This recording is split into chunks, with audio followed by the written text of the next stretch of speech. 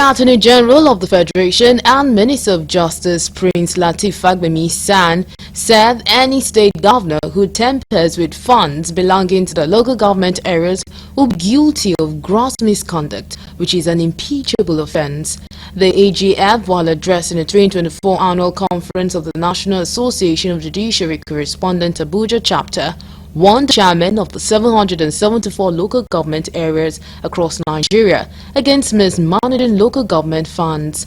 Fagbemi, in his paper titled Aftermath of Supreme Court Judgment on Local Government Financial Autonomy, What Next?, said by the July 11, 2024 judgment of the Supreme Court, which granted financial autonomy to local government areas in the country, any governor who tampers with the finances of the local government in his state is seen to have committed a gross misconduct, which is an impeachable offence. Fagbemi, while highlighting a critical role local governments play in delivering grassroots development, urged council chairmen and other officials to prioritize their constitutional duties. He noted that the financial autonomy granted to local government by the Supreme Court was designed to empower them to carry out their responsibilities. However, he said if any local government chairman chooses to misuse public funds and fail to deliver on his or her constitutional mandate, such local government chairman risk going to jail, adding that local government chairmen do not have immunity like state governors. He said any debts incurred by governors in relation to the official function of state government must be handled by the state. It should not be shared with the local government areas. As such, projects are not the constitutional responsibilities of local government. The AGF commended President Bola Tinubu administration for its commitment to strengthening governance structures at all levels and urged local government officials to embrace transparency, warning that the era of impunity was over.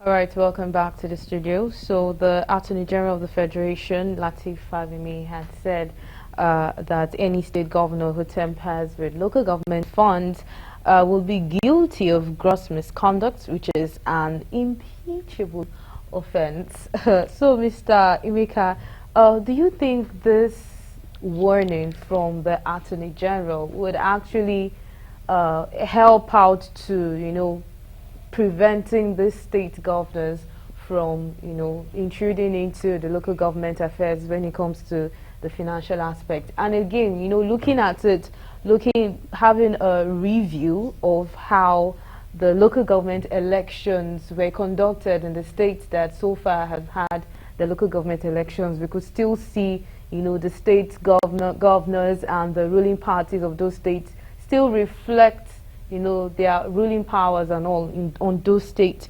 So do you see this whole the whole thing the Attorney General had to say about the state governors tampering with the funds, do you really see it helping out in making sure that they stay off local government funds?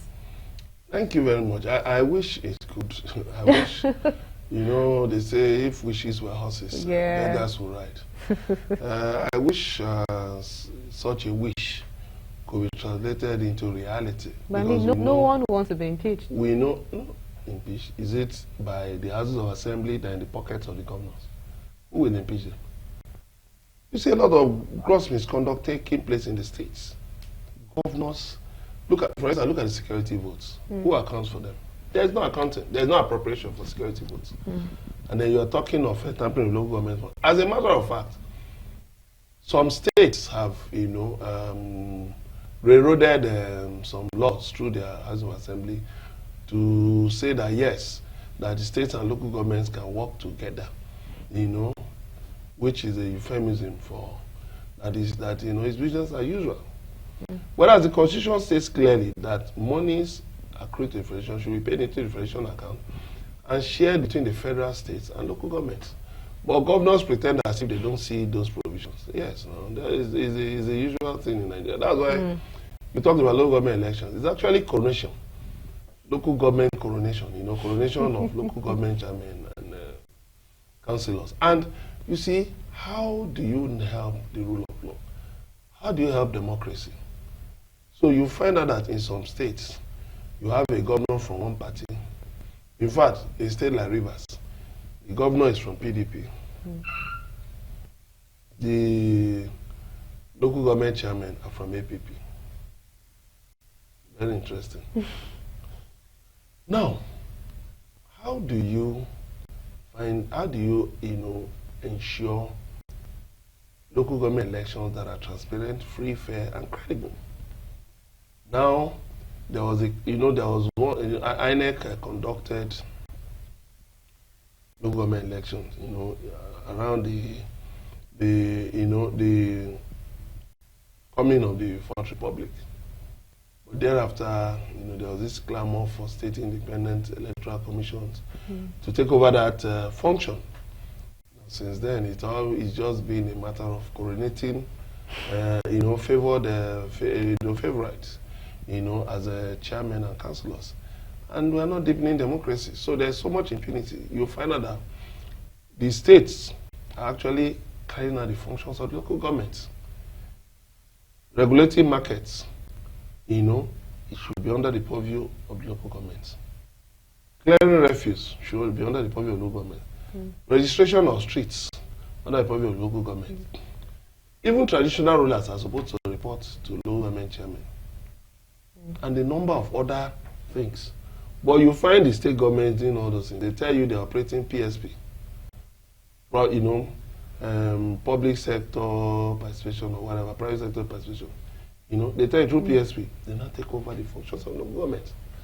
So when you do all of that, when you give jobs that should actually be carried out within the bureaucracy of the state, of the local government, local government, you now source those jobs out to your cronies that you call consultants.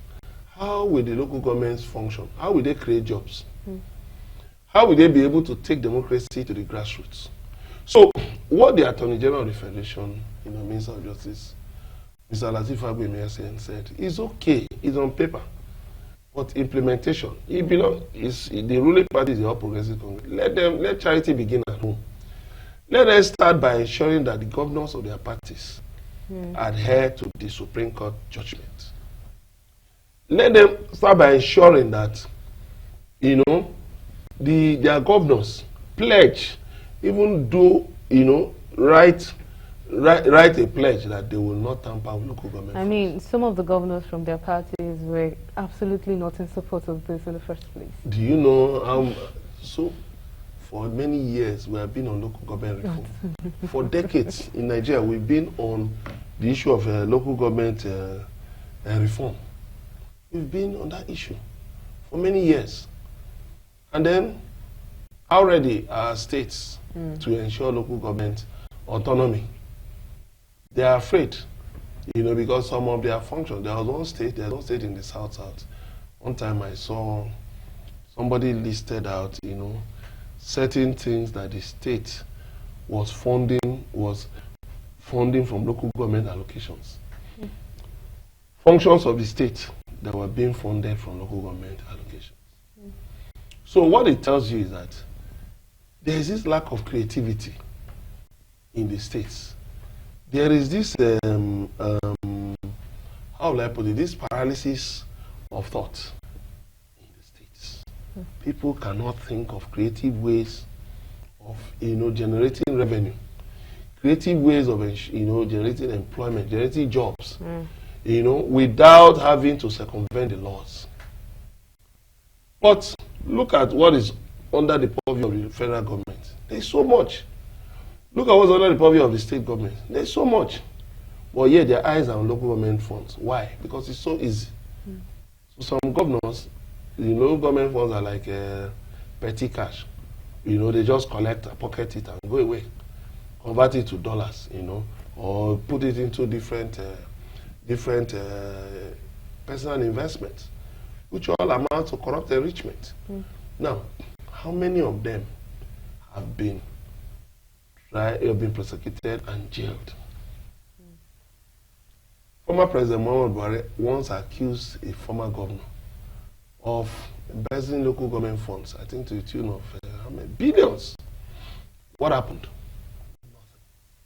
He just made the accusation and that was all. So when you are saying this, I think we should go beyond just talking. Use the instrumentality of the law to stop this. You know, what can local government chairmen do? What can they do? They don't control any police. They don't have immunity. The governors have immunity. So you cannot prosecute the governors until they leave office. So in one state, the governor said the local government chairman should send reports of their, how they've been running their councils. But there's local government autonomy. What right do you have to do that? Have the states scrapped the Ministry of Local Government? It's only Bauchi State that has scrapped the Ministry of Local Government since after the Supreme Court. Only Bauchi. Other states are still maintaining the Ministry of Local Government. To do what? Yes, we know that the Constitution gives states control, oversight local government. But now we have a confusing situation where you say local governments have financial autonomy, but the states are still in control. So how can you have power without control? So the Attorney General needs to go back and liaise with the National Assembly to look at to hold a public hearing.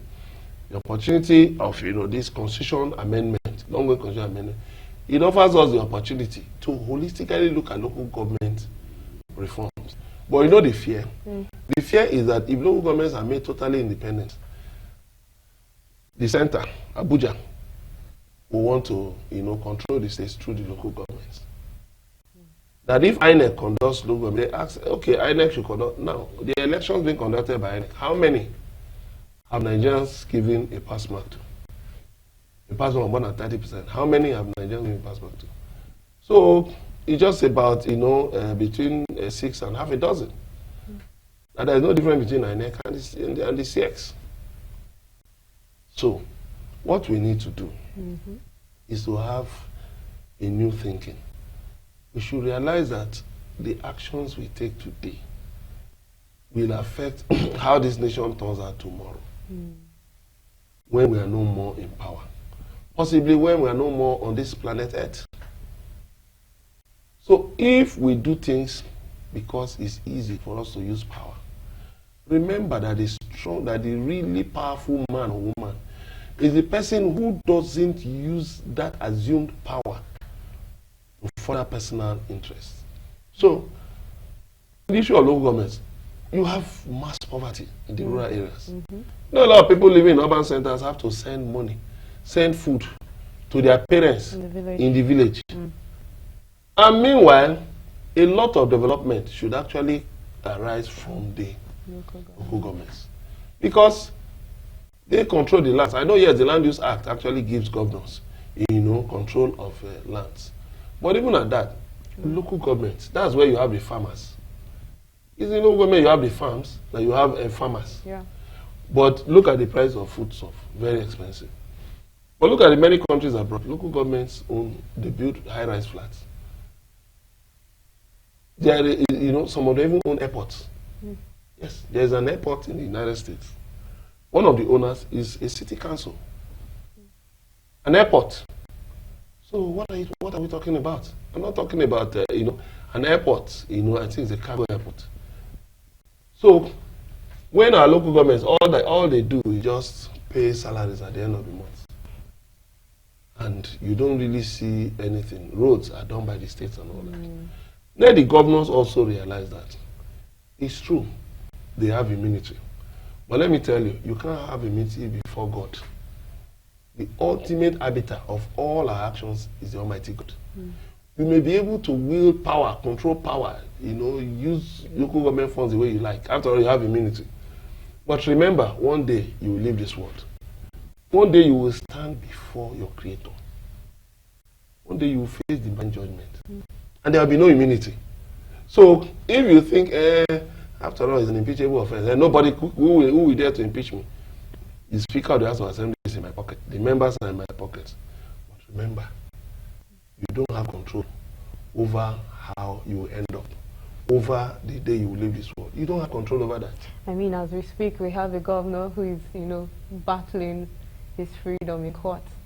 Being a former governor. Yeah, Of course, no, yes, no, it's not the only one. And I mean, a number of them. But what about the other former governors who have not been prosecuted? What happened to them? Why is there so much emphasis on one former governor while others are working freely? So we must just make sure. Let the AGF really ask himself some critical questions. You have spoken, people have applauded you, have clapped for you, but how workable are the things you said? You must resolve the ambiguity. Financial autonomy versus political dependence. You must resolve those ambiguities so that, if Nigerian politicians learn to stop being delinquent, learn to stop misusing power, abusing power, we'll have a better nation. We will. Yes. All right. Thank you so much, Mr. Maduna Guchikurimeka, who is an editor, Metro Star newspaper. Thank you so much. There was a whole lot to say, and it has really been an interesting conversation. Thank you so much once again. And thank you to our viewers as well that were part of the program. I'm sure you enjoyed the conversations we had today, and if you did, do join us by this time next week, Saturday, for more interesting conversations. My name is Nenwara Kimazaka. As for now, goodbye.